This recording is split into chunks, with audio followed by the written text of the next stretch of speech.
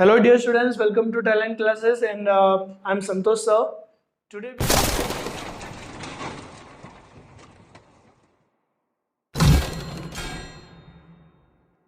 today we are going to start with the new chapter, that is Bill of Exchange. Since we have completed with journal entries, and I have selected this chapter because this chapter is completely based on the journal entries which I have taught you earlier. So we are going to start with this chapter. For most of the students, this chapter is very difficult, but I'll try to make it easy for you. So please watch the video completely and cooperate with me. So what is Bill of Exchange now? Bill of Exchange is a negotiable instrument. It is a negotiable instrument. Negotiable का instrument का मतलब होता है अगर negotiate करना यानी bargain करना, अगर आपको कुछ चाहिए इन एक्सचेंज आपको कुछ देना पड़ेगा। सेम वे बिल के साथ भी ऐसा होता है, but before that we have to understand कि ये बिल कब जरूरत पड़ता है, कहाँ पे यूज होता है, एंड फिर आप समझ जाओगे कि नेगोशिएबल इंस्ट्रूमेंट का मतलब क्या होता है। सो अगर बिजनेस ऑर्गेनाइजेशन की बात करें या अगर बिजनेस डेली बिजनेसेस की बात करें, सो डीलिंग्स कई सारे होते हैं, कुछ कैश में भी होते हैं और कुछ क्रेडिट में भी होते हैं। कैश यानी जहाँ पे तुरंत हमें पैसा मिल जाता है, और क्रेडिट यानी जहाँ पे हमें लोगों को उधारी देना पड़ता है, सम टाइम पीरियड देना पड़ता है, and after that time they will pay us, right. But ऐसे कस्टमर्स है जो भी डीलर्स जिनको हम लोग क्रेडिट पे देते हैं या उधारी में देते हैं, एक या दो तो नहीं रहेंगे ना, हो सकता है 100 में भी हो सकता है नंबर्स, काफी सारे लोग रहेंगे, किसी को 2 मंथ्स का टाइम दे रहेगा, किसी को 3 मंथ्स। सो इतने सारे टाइम या मेमोरी में रखना कि हमें कब पेमेंट जाके कलेक्ट करना है, it is not that possible. Easily ये सब याद नहीं रहेंगे इतने सारे। सो फॉर दैट पर्पस एक बिल बनाया जाता है, बिल ऑफ एक्सचेंज। सो ये जो बिल ऑफ एक्सचेंज ये कब बनता है? Only when there is credit sales. जहां पे क्रेडिट सेल्स होता है वहां पर ये बिल ऑफ एक्सचेंज की जरूरत पड़ती है, बिल को बनाने का जरूरत पड़ता है। तो कौन बनाता है ये bill?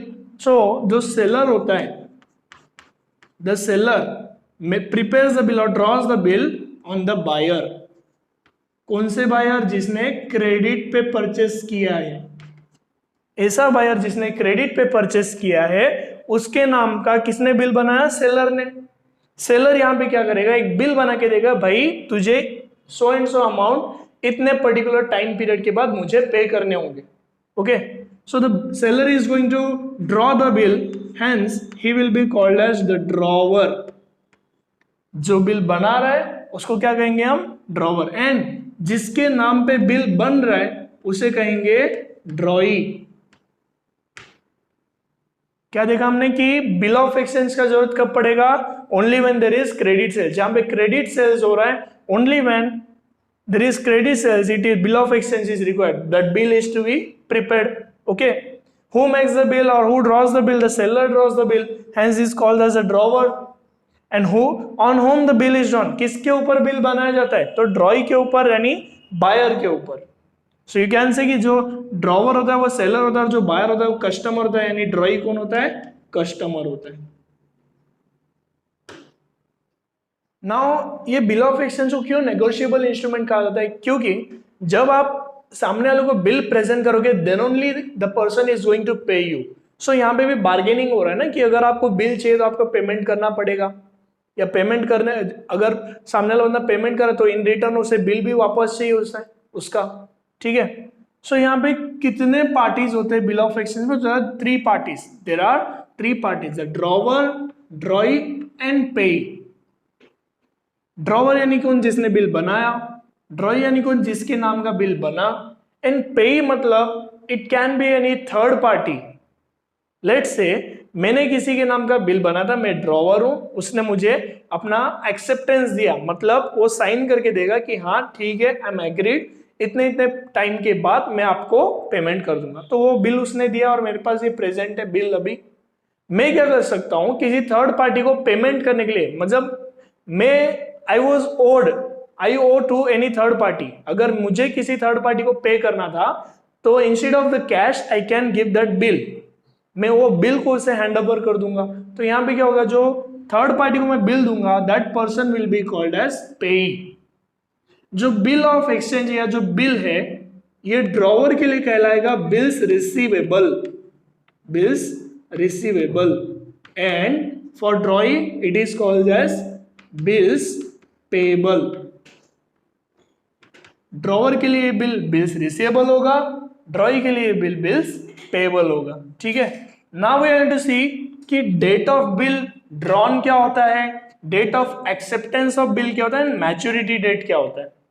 Date of bill drawn is that date on which date the drawer drawn the bill, जिस दिन सेलर ने बिल को ड्रॉ किया उस डेट को हम कहेंगे bill drawn, date of bill drawn. Then acceptance, अभी लेट से मैंने आज बिल बनाया एंड किसी थर्ड जो बायर है, मतलब मेरा जो कस्टमर जो ड्रॉई है उसके सामने प्रेजेंट किया है, भाई तुझे ये साइन करना है और मुझे देना है, अपना एक्सेप्टेंस देना है।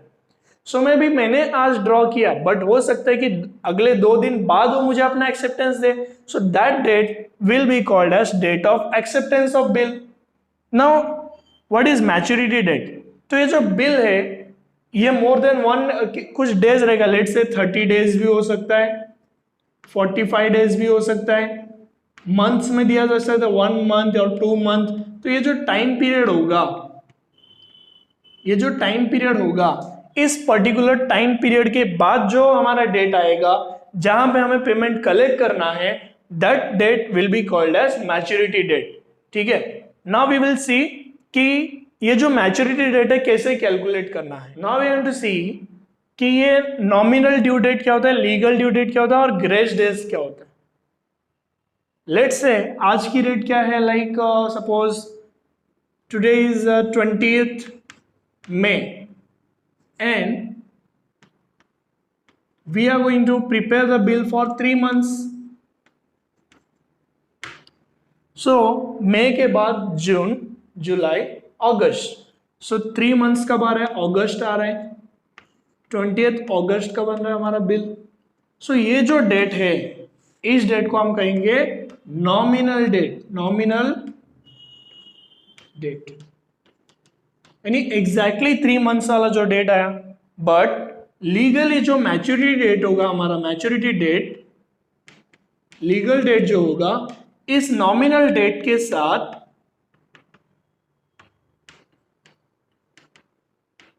3 एक्स्ट्रा डेज हमें ऐड करने होंगे and this 3 days are called as grace days. ये जो 3 एक्स्ट्रा डेज हमें ऐड करने होते हैं, those 3 days will be called as grace days. So nominal date मतलब क्या, जो exactly डेट आता है 3 मंथ्स के बाद, जो भी स्पेसिफाइड जो टाइम पीरियड रहेगा उस टाइम पीरियड बाद जो डेट आता है, that will be called as nominal date. Now what is legal date? Legal date में nominal date plus those 3 days grace days add करना है and that will be called as grace days. तो ये legal date होगा and this is a legal maturity date. ठीक है, now इसमें 2 condition है हमें वो देखना है। अगर आपका मैच्योरिटी डेट, अगर आपका मैच्योरिटी डेट किसी पब्लिक हॉलीडे पे आता है, पब्लिक हॉलीडे, अगर मैच्योरिटी डेट किसी पब्लिक हॉलीडे में आता है, so you have to present the bill before the drawing before 1 day. अभी पब्लिक हॉलीडेज मतलब क्या, like 2 October, 15 August, 26 January, so these are the public holidays. अगर इन डेट्स में अगर तुम्हारा लीगल ड्यू डेट आता है या मैच्योरिटी डेट आता है, तो तुम्हें उसका जो पेमेंट है वो 1 दिन पहले रिसीव करना चाहिए।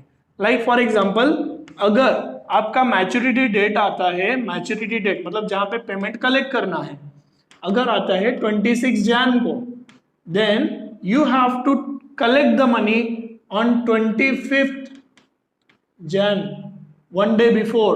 You have to present the bill before the drawing on 25th Jan. This was one condition कि अगर public holiday आया, then you have to present the bill. Next we are going to see if the maturity date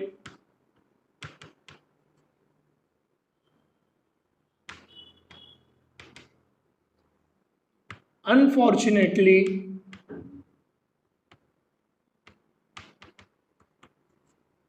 declared as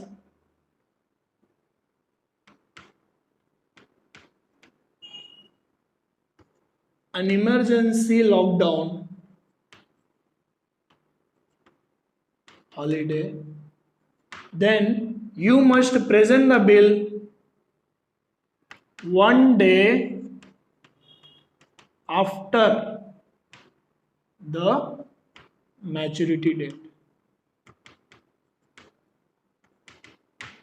अगर किसी reason से जो आपका maturity date होता है उसे इमरजेंसी हॉलीडे डिक्लेयर कर दिया गया है, अगर उसे इमरजेंसी हॉलीडे डिक्लेयर कर दिया गया है, देन आपको एक दिन बाद, मैच्योरिटी डेट के एक दिन बाद आपको जाके बिल प्रेजेंट करना पड़ेगा. ठीक है, लेट्स अगर 2 to 3 डेज का अगर हॉलीडे दे दिया है, देन जो नेक्स्ट वर्किंग डे होगा वहां पे आपको ये बिल प्रेजेंट करना पड़ेगा. Now we are going to see types of bill. Types of bill. The very first one is inland bill. What is inland bill? Here both the drawer and the drawee are from same country. अगर दोनों drawer और ड्रॉई एक ही country से है and they are within the boundary, then this bill will be called as inland bill. Then second, foreign bill. Foreign bill means what? When the drawer and ड्रॉई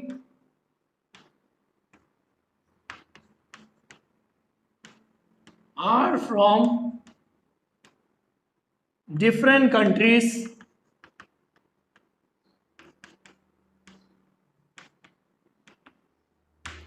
it is foreign bill.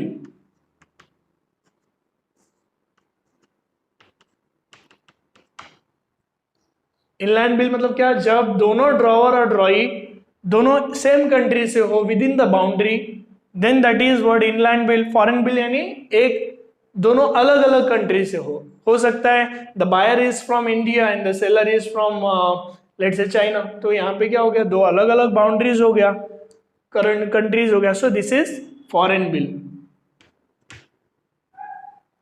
So now we are going to see after date bill. After date bill यानी क्या? ऐसा bill जहां पे आप लोगों को जो calculation करनी है मैच्योरिटी डेट की, आप from the date of bill drawn, जिस दिन से बिल को ड्रॉ किया गया था वहां से कैलकुलेट करते हो, then that will be called as after date bill.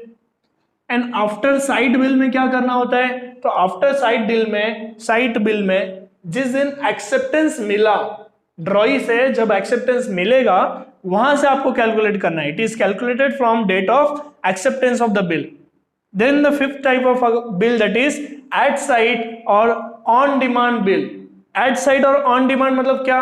कि यहाँ पे कोई टाइम पीरियड नहीं दिया जाता है. यहाँ पे ड्रॉवर ड्राइव हुआ था, भाई देख मैं जब तुझे प्रेजेंट करूंगा bill, at the moment on the spot you have to pay me.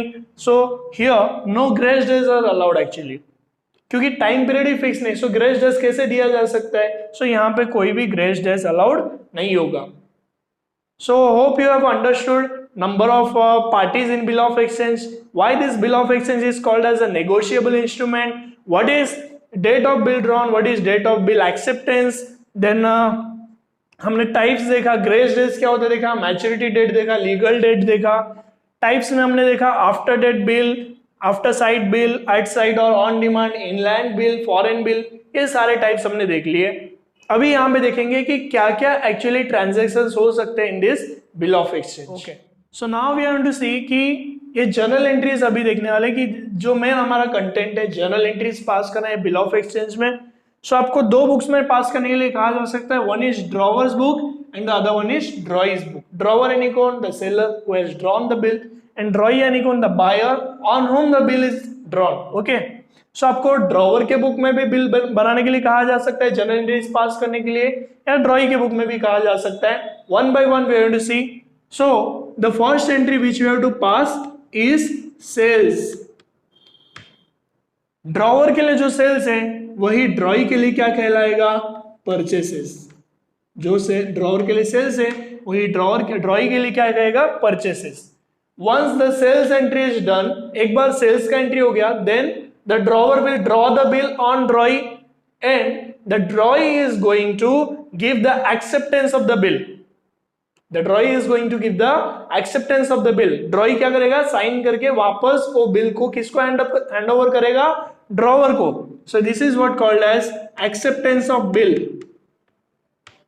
Acceptance of bill, यहां पे ड्रॉवर को रिसीव होगा, सो उसका जर्नल एंट्री करना पड़ेगा यहां पे। एंड यहां पे ड्रॉई क्या करेगा, एक्सेप्टेंस देगा। सो एक्सेप्टेंस ऑफ बिल गिवन, यहां पे जब यहां पे ड्रॉई एक्सेप्टेंस देगा उसका वहां पे जर्नल एंट्रीज करना पड़ेगा हमें। यहां इसे रिसीव होने वाला है एंड वहां से ड्रॉई देने वाला है, गिवन। ओके, नेक्स्ट यहां क्या होगा, now it is up to the drawer. Drawer के पास 4 अल्टरनेटिव ऑप्शंस होते हैं। लेट्स से कोई बिल 3 मंथ्स का उसे एक्सेप्टेंस मिला, मुझे 3 मंथ्स का एक्सेप्टेंस मिला, I am the drawer. Let's assume that कि मैं एक ड्रॉवर हूं, मुझे किसी का बिल, किसी का एक्सेप्टेंस मिला 3 मंथ्स का। सो मेरे पास यहाँ पे 4 अल्टरनेटिव ऑप्शंस है कि ये मैं खुद के पास रख सकता हूं। सो यहां पे हम बात करेंगे status of bill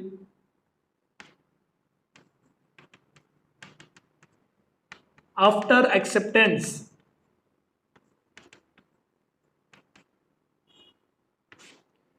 once I have received the acceptance, अब मुझे एक्सेप्टेंस मिल गया है, सो मैं यहां पे क्या करूंगा, मेरे पास ऑप्शन है। फर्स्ट ऑप्शन में क्या कर सकता हूं, I can retain the bill with my self.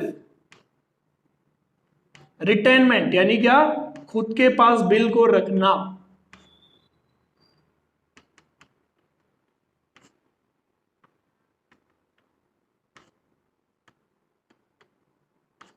What can I do? I can retain the bill with myself. मैं खुद के पास यहाँ पे बिल रख सकता हूँ and I can wait for 3 months. 3 months के बाद मैं ड्रॉई के पास इस बिल को प्रेजेंट करूंगा। This is the first alternative, ये फर्स्ट चॉइस है हमारे पास। सेकेंड चॉइस क्या हो सकता है कि मुझे अर्जेंसी में कैश की जरूरत है, I can't wait till 3 months, I am in urgency need of the cash. Okay, so what I will do, I will go to my bank and I will discount the bill with the bank. मैं bank में जाऊंगा और मेरा bill को क्या करा दूंगा, मैं डिस्काउंटिंग कर दूंगा। What is this now, discounting of bill with the bank. यहां पे आपको बैंक जो है इमीडिएटली आपको कैश पेमेंट कर देगा, but after deducting some discounts. क्योंकि अगर आपको टाइम के पहले अगर आपको पेमेंट करेगा, सो डेफिनेटली बैंक तो कुछ चार्ज करेगा ना। That is what called as bankers discount. Okay, so here the second option can be discounting of bill. Discounting of bill with bank. यहां क्या होने वाला है, हम जाके बैंक से हमारा बिल डिस्काउंटिंग कर देंगे, यानी बैंक जो है तुरंत हमें कैश पे कर देगा एंड अपना कुछ डिस्काउंट रखेगा और बदले में हम क्या करेंगे, उससे बिल वापस दे देंगे। एंड बैंक जो है वो तुरंत नहीं जाने वाला ड्रॉई के पास, bank will wait for 3 months जो भी मैच्योरिटी डेट है, एंड उस टाइम पे जाके बैंक प्रेजेंट करेगा। सो 2 ऑप्शन देखा हमने। थर्ड ऑप्शन जो है that is endorsement of bill. Endorsement of bill, जैसे मेरे पास एक एक्सेप्टेंस आया है एंड मुझे किसी और थर्ड पार्टी को मुझे पेमेंट करना था, because I am the ड्रॉई here. मेरे पास किसी थर्ड सेकेंड मतलब मेरा ड्रॉई का बिल पड़ा हुआ है, थर्ड पार्टी को मुझे पेमेंट करना था, तो पेमेंट करने के बदले में मैं क्या करता हूं, उसका बिल उसे थमा देता हूं, कहता हूं कि देख मेरा ये ड्रॉई है जिसका बिल मेरे पास पड़ा हुआ है, अब ये तुरंत तो जो भी मैच्योरिटी टाइम आएगा वो बंदा उस मैच्योरिटी टाइम के बाद जाके ड्रॉई को प्रेजेंट करेगा। So here he is a पे, क्योंकि बिल तो उसके पास है। तो ये जो प्रोसेस होता है हैंडिंग ओवर और transferring the bill to the third party, this process is called as endorsement of bill. So what is endorsement? Endorsement मतलब किसी थर्ड पार्टी को बिल ट्रांसफर करना. The fourth type of option we have to see, that is depositing the bill into bank. Depositing the bill into bank. So यहां पे क्या होगा, आपको पता ही होगा कितना बिजी शेड्यूल है सबका. सो लेट्स से मेरे पास 20 कस्टमर्स है, मेरे पास 20 बिल पड़ा हुआ है. किसी को 2 मंथ्स का टाइम दिया, किसी को 3 मंथ्स का, किसी को 4 मंथ्स का. सो इतना सारा मुझे टाइम याद रखने का मेरे मेमोरी में नहीं रहेगा, या मैं भूल जाता हूं. मैं अक्सर कोई भी भूल सकता है, ये आम बात है. तो यहाँ पे क्या करते हैं, हम अपना जॉब बैंक से करवा लेते हैं, यानी ऑन बिहाफ ऑफ अस, हमारे वजह बैंक जाएगा कलेक्ट करने के लिए. सो हम क्या करने वाले हैं, यहाँ पे सिंपली हमारा जो बिल है, जो हमारे पास बिल पड़ा था एक्सेप्टेंस, उसे हम बैंक में डिपॉजिट कर देंगे. So at the maturity date the bank will go to the drawee and they will collect the payment. In this case, the bank is not going to pay us immediately, but simply bank क्या कर रहा है, हमारा काम bank करके दे रहा है. On behalf of us, the bank will go and collect the payment and directly the bank will pass on or transfer the amount into our bank account. The bank is not going to pay in cash, it will transfer the amount in the bank. So here were the 3-4 options that we seen. First retainment of bill. Retainment मतलब क्या था कि खुद के पास bill रखना and wait करना जो भी मैच्योरिटी टाइम है. Second one, discounting of bill with the bank. Discounting करना है, नहीं क्या कि बैंक से तुरंत आप पैसे ले लो कुछ डिस्काउंट देके.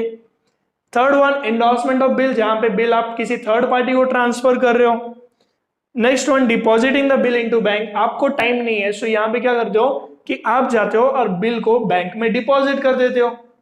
Definitely the bank is going to charge some amount, क्योंकि अगर कोई भी आपका काम करके देगा तो फ्री ऑफ कॉस्ट तो नहीं करेगा, they will charge some amount and that will be called as bank charges. So इसका ड्रॉई के बुक में कोई भी एंट्रीज नहीं होगा, क्योंकि ड्रॉवर बिल के साथ क्या करता है, खुद के पास रखता है, डिस्काउंटिंग करता है, डिपॉजिट करता है, एंडोर्स करता है. उसका कोई भी लेना देना यहाँ पे ड्रॉई में नहीं होता है, ड्रॉई से कुछ लेना देना नहीं है. So no entry will be pass for this particular transaction. Okay, drawee के बुक में ऐसा कोई एंट्री नहीं आएगा. सो नेक्स्ट क्या एंट्रीज आने वाले हैं, वी विल सी दैट. हमने देखा कि कैसे सेल्स करने का एंट्री देखा. जो सेल्स ड्रॉवर के लिए सेल्स था, वो ड्रॉई के लिए परचेसेस था. देन ड्रॉवर को एक्सेप्टेंस रिसीव होने का ड्रॉवर एंट्री करेगा एंड ड्रॉई एक्सेप्टेंस गिवन का एंट्री करेगा. फिर ड्रॉवर के पास 4 अल्टरनेटिव ऑप्शंस थे कि वो बिल के साथ क्या कर सकता है, खुद के पास रिटेन कर सकता है, बैंक से डिस्काउंटिंग कर सकता है, डिपॉजिट कर सकता है और एंडोर्स कर सकता है. नेक्स्ट जो एंट्रीज आएगा that is of honour of bill. What is honour of bill now? Honour of bill means जहां पे आपको पेमेंट मिल जाएगा, कोई डिस्टर्बेंसेस नहीं आएंगे, कोई ऑब्स्टेकल्स नहीं आएगा, क्लियरली पेमेंट आपका पूरा का पूरा पेमेंट सेटलमेंट हो जाएगा. So this is what called as honour of bill. So यहाँ पे सिंपली होने क्या वाला है ऑनर ऑफ बिल में कि आपको पैसे मिलेंगे और बदले में आप क्या दोगे, बिल दे दोगे. ठीक है, बिल किसको वापस कर दोगे, ड्रॉई को. सो यहाँ पे भी हेडिंग आएगा ऑनर ऑफ बिल.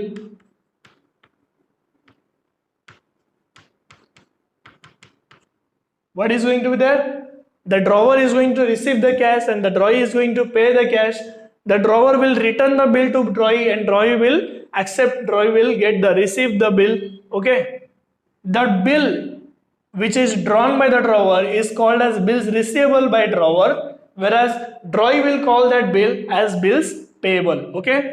So या तो ऑनर होगा बिल या फिर नेक्स्ट ऑप्शन है dishonour of bill. Dishonour of bill मतलब क्या, due to some reason the bill gets cancel, यानी पेमेंट आपको नहीं मिल पाता है. So that is what called as bill dishonour of bill. Okay, dishonour मतलब क्या कि जहां पे पेमेंट नहीं मिल पाएगा, सो यहाँ पे डिसऑनर कहलाएगा. डिसऑनर ऑफ बिल मतलब पेमेंट नहीं मिला, कैंसिल हो गया. There can be any reason, हो सकता है सामने वाले के पास उस वक्त के लिए पैसे ना हो सकता है वो इंसॉल्वेंट हो गया यानी कंगाल हो गया, हो सकता है कि उसकी डेथ हो चुकी हो. Any reason can be there.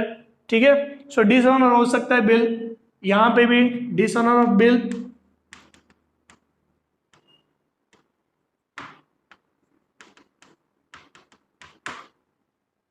Next what we want to see is अगर किसी रीजन से बिल डिसऑनर हो गया, if due to some reason the bill got dishonoured, then next जो ड्रॉई है वो ड्रॉवर को रिक्वेस्ट कर सकता है कि आप मुझे एक नया बिल बना के दो, I will accept that and I will make the payment, see to it that I am making the payment timely. Okay, so यहाँ पे एक नया बिल बनेगा and this process is called as renewal of bill. Renewal of bill, renewal of bill मतलब क्या कि एक नया बिल बना के देना, renewal of bill.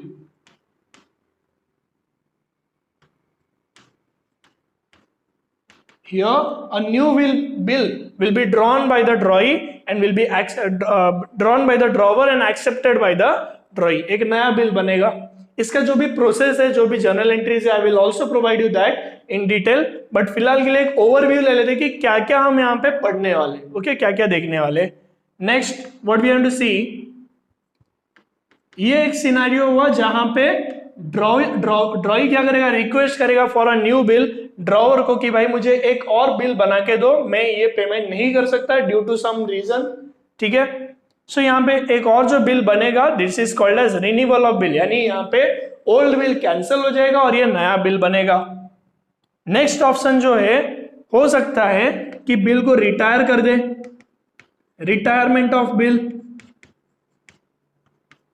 What is retirement now? Retirement यानी making the payment before the due date, retiring the bill before due date, यानी यहां पे टाइम से पहले जो ड्रॉई रहेगा वो लाके पेमेंट कर देगा। अगर कोई व्यक्ति टाइम से पहले लाके पेमेंट करेगा, so drawer will give some discount to him, कुछ ना कुछ डिस्काउंट देगा ड्रॉवर को। तो यहाँ पे क्या होने वाला है कि जो ड्रॉई है टाइम से पहले लाके हमें पेमेंट करेगा, जिसके कारण ड्रॉवर को कुछ ना कुछ उसे छूट देना पड़ेगा, and that discount will be called as rebate. Next we have to see insolvency.